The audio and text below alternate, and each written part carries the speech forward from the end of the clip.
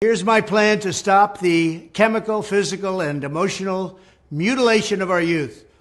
On day one, I will revoke Joe Biden's cruel policies on so-called gender-affirming care.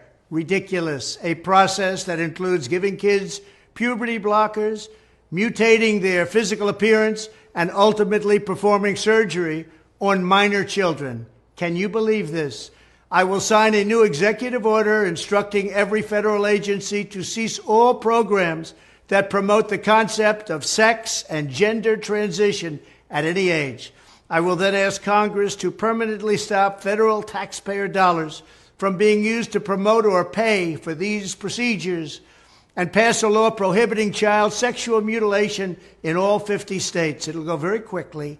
I will declare that any hospital or healthcare provider that participates in the chemical or physical mutilation of minor youth will no longer meet federal health and safety standards for Medicaid and Medicare and will be terminated from the program immediately. Furthermore, I will support the creation of a private right of action for victims to sue doctors who have unforgivably performed these procedures on minor children. The Department of Justice will investigate Big Pharma and the big hospital networks to determine whether they have deliberately covered up horrific long-term side effects of sex transitions in order to get rich at the expense of vulnerable patients, in this case, very vulnerable.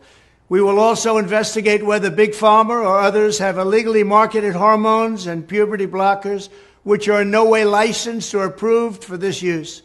My Department of Education will inform states and school districts that if any teacher or school official suggests to a child that they could be trapped in the wrong body, they will be faced with severe consequences, including potential civil rights violations for sex discrimination and the elimination of federal funding.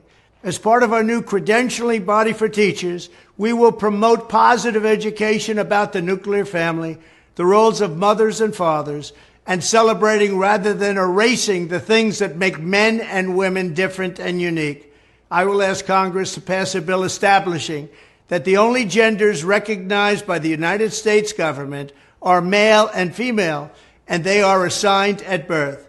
The bill will also make clear that Title IX prohibits men from participating in women's sports, and we will protect the rights of parents from being forced to allow their minor child to assume a gender which is new and an identity without the parents' consent.